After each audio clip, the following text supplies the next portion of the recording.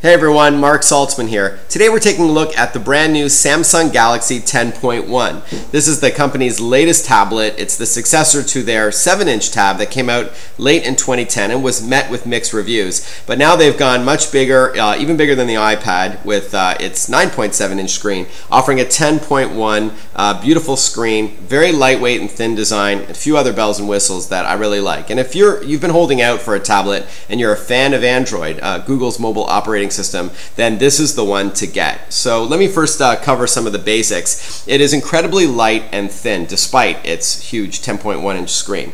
It is only 565 grams, so it's a tad lighter than the iPad 2, and 8.6 millimeters thin. So let me hold it up to the iPad 2, and as you can see, it's comparable, but it is a tad thinner and a tad lighter. The finish, though, is more of a plastic finish. It doesn't feel cheap, but some might prefer the more metallic back of the iPad 2 in terms of just texture and overall feel. But it really is light despite its big size. And you know, there are other 10-inch tablets on the market, 9 and 10-inch tablets that are pretty thick and heavy. And it may seem like, you know, on paper it's not a big deal. I'm referring to, you know, like the Motorola Zoom and the new Toshiba tab and the LG Optimus tab in Canada.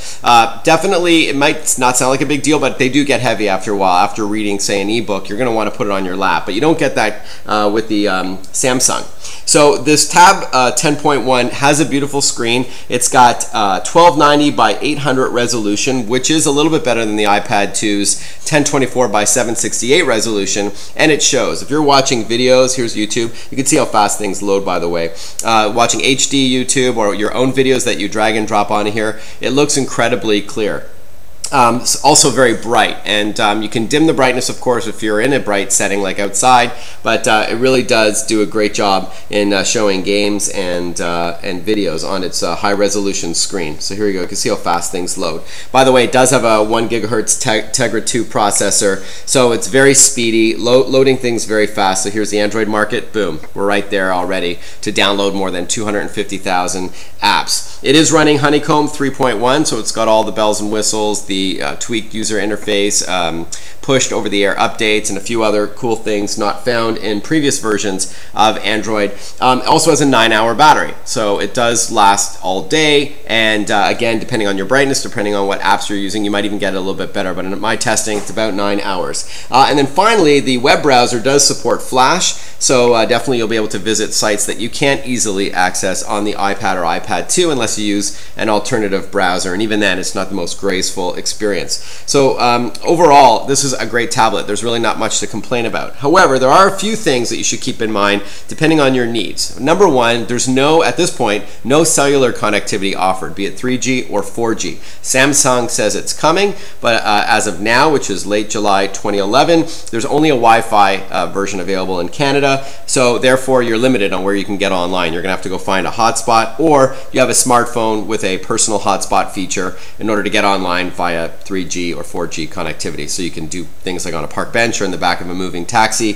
But it does not have built-in 3G, nor is there an option to wirelessly tether it unless your smartphone has that. So that's one thing to keep in mind. Second thing is it does have dual cameras, but they're not the best cameras. So the rear camera is a 3 megapixel camera, and the front one is a 2 megapixel one for video chatting. So not as good as many other tablets on the market that have much better photo and video capabilities, but they're not bad.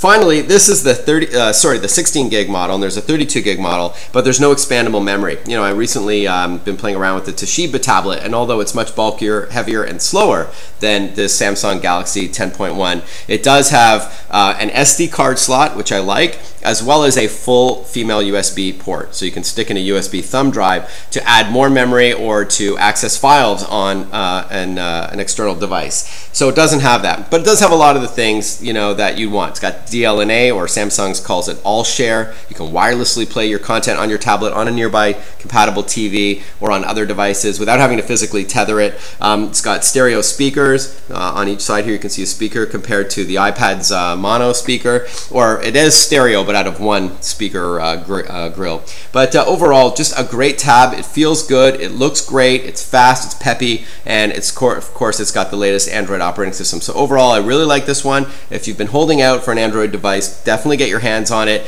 and I think you'll agree that it is probably the closest thing to an iPad killer available on the market. I'm Marc Saltzman. Thanks for watching. Cheers.